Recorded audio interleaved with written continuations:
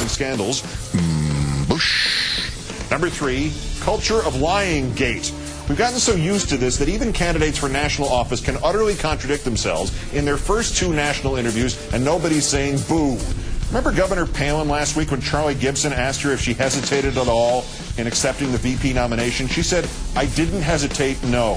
He pressed her. That's when she said her spiel about the mission and you can't blink, so I didn't blink. And even when I was asked to run it as his running mate. Tonight, in a kind of conversation, a critic of a fawning local sportscaster once perfectly described as a flatulent, lap-sitting interview, Governor Palin insists to Sean Hannity that she did not immediately accept the spot on the ticket, that she hesitated and put it to a family vote. The quote, "It was time of asking the girls to vote on it anyway, and they voted unanimously yes. Didn't bother asking my son because, you know, he's going off to be doing his thing anyway, so he wouldn't be so impacted by at least the campaign period here. So asked the girls what they thought, and they're like, absolutely, let's do this, Mom."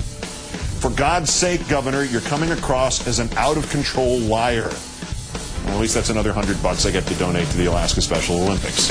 Number 2, Katrina Redux Gate from Carville, Louisiana. South of Baton Rouge comes the story of Ray Cronin, a truck driver from Tampa. He was sent to Richmond, Virginia by FEMA to pick up supplies to aid victims of Hurricane Ike. He and 500 other trucks, fully loaded, arrived in Carville, Louisiana at midnight on Monday, which is where they sit still. No bathrooms or running water, no food. The drivers are eating Army rations. FEMA is paying them $800 a day each. That's our money. And the only sign of FEMA at Carville, Louisiana is a trailer next to all the trucks, which has a sign on it reading, "No truck drivers come near trailer." Heck of a job, Bushy. And number 1, Anthrax Gate. The same day that Senator Patrick Leahy, one of the targets of the 2001 attacks, said he is convinced the late Dr. Bruce Ivins did not act alone and the case is not really closed, the government scientist who just happened to get the most crucial detail of the case wrong back in 2001, he now says, addressed that. Peter Jarling had examined the anthrax spores using an electron microscope, concluded that silicon had been added to the stuff to make it easier for the anthrax to be taken in by the lungs, making it more deadly. Only 3 countries were supposedly able to add silicon to anthrax: the U.S., Russia, and, bingo, Iraq. The White House and Senator McCain turned around and took the added silicon idea and turned that into Iraq done it.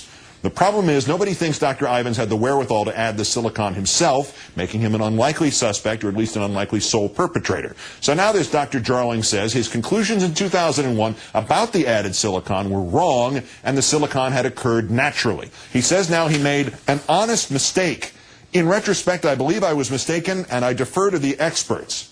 Hey, Doc, how do we know you weren't an expert then and not now? How do we know you weren't deferring to somebody then and not now? Because it sure sounds like the silicon story was of great use to Mr. Bush and Senator McCain in trying to smear Iraq in 2001, but now that same story might ruin the Ivins did it, he's dead, case closed line. Dr. Jarling, it does sound like, oh, you know, you're not being forthright about something.